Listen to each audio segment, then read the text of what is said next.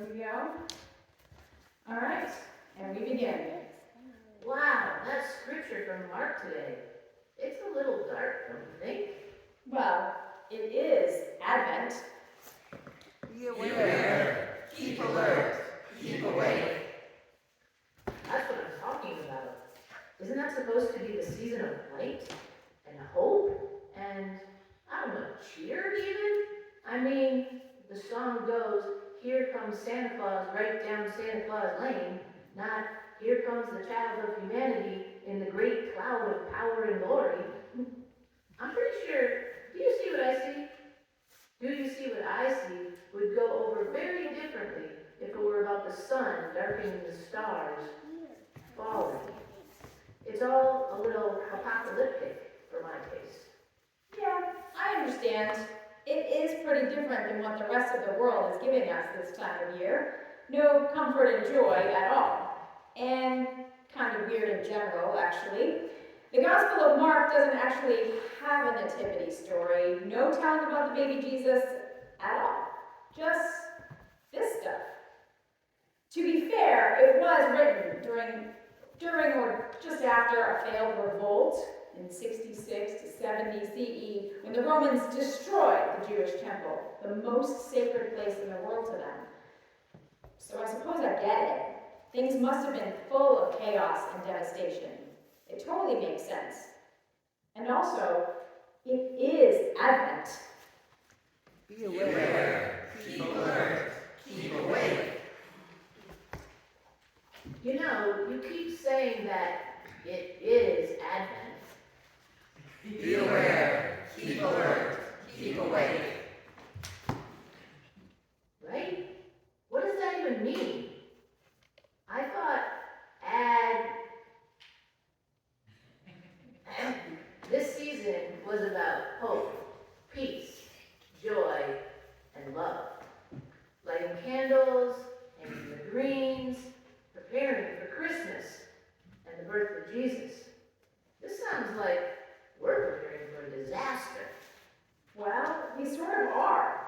There's a reason this text was chosen to be read on this Sunday every 3 years. Did you know that the roots of the word disaster mean ill-starred? You know, aster, like astronomy. Exactly what's in our text, falling stars. And earlier, you mentioned that this text sounded apocalyptic. Know what that means? I think it's something about the end of the world. Is that right? All the post-apocalyptic movies are all about what happens after society falls apart, or there's a huge natural disaster that pretty much destroys everything. Again, not really what I imagined when I was thinking about that. Be aware. Be alert. Keep alert. Keep awake. Actually, apocalypse comes from the Greek word apokalypsis, uncovering or revealing. So sure, this text is apocalyptic. God is pulling aside the veil, about to uncover or reveal something new. Sounds like Advent to me. Be aware. Be alert. Keep awake. I guess so, but if this was written so long ago, how come what was predicted hasn't happened yet? Doesn't it say, truly, I tell you, this generation will not pass away until all things have been taken place? I'm pretty sure we've had a few generations since then, and plenty more disasters and wars and empires falling. In fact, hey, all that seems to be happening in the world right now. Are these the end of time? Is this the apocalypse? Well, remember, apocalypse doesn't mean the end of the world. Although, in order for something new to begin, there do have to be some endings, I guess. It does seem like the world ends a lot, though. I mean, throughout the Bible and throughout history in general, the world has ended for different people and places and species many times.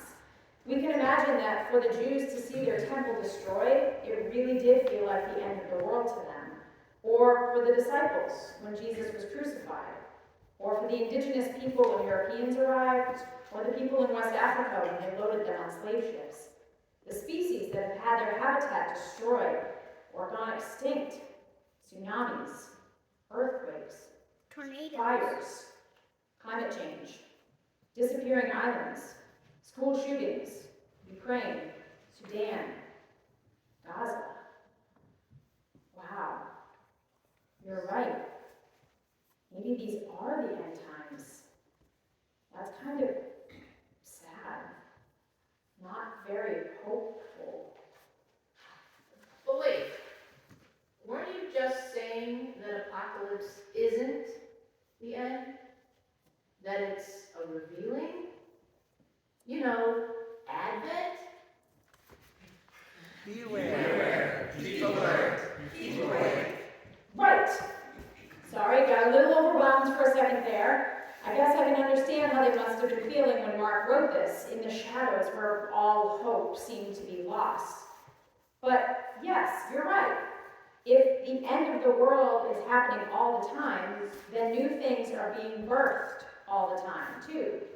So we can't avoid the shadows, the places and situations where suffering is happening, and pretend everything is holly jolly. We need to enter the shadows of war, despair, sorrow, hate, and wait for Jesus. That's Advent. Beware. Keep alert. Keep awake. I'm not really good at waiting. I'm not sure any of us are. When is the good stuff going to happen?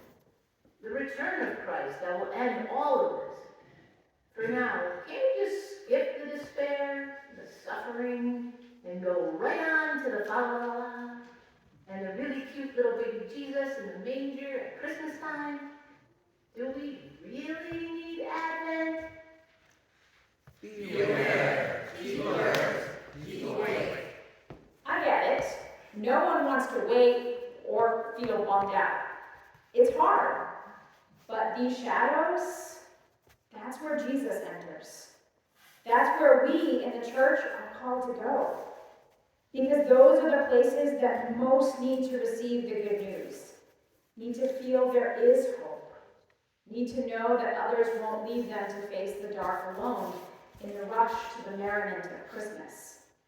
We need the reminders of Advent. Beware. Keep alert. Keep awake. Okay, I think I get it.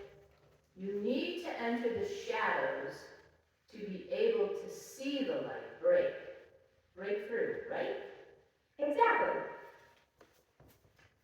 One more question. What's with the signs? Advent. Beware. Keep alert. Keep awake. Well, our task in Advent Beware. Keep alert. Keep awake. is to pay attention. Actually, this season brings more attention and focus on it, but that's really our task all the time. If you notice, in the parable at the end of the text today, it's the doorkeeper who is in charge of keeping watch.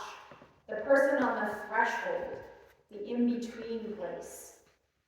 That's us. We're in a time of God revealing and uncovering something new as old things fall away, and we need to keep awake. We need to, stay woke. Ched Myers calls this insomniac discipleship. We also need to remember that this stuff is hard, and that while we might be looking forward to and working towards a revolution of love and the fall of unjust systems and empires, the people on the margins and who suffer the most from these powers are the ones who will feel the effects of their death throes first and worst. Our most faithful response to that reality is to not turn away from the shadows of their suffering, but to keep watch, to bear witness. I think we're going into the shadows right now.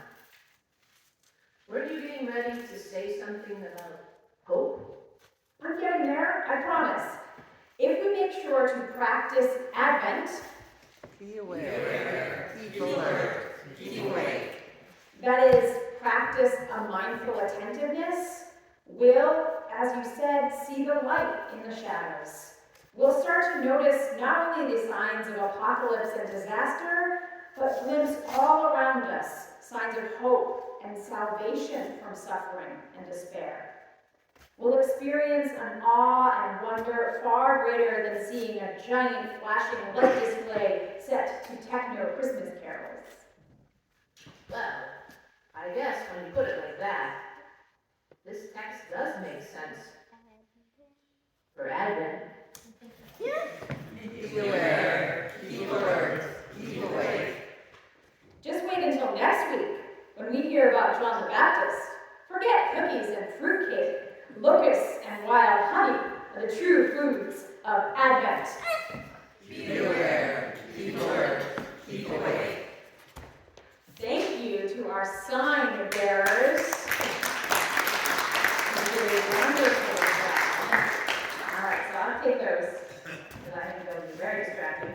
And then you guys can head back to your seats, and we'll all just take a few moments of quiet reflection and think about being aware, keeping alert,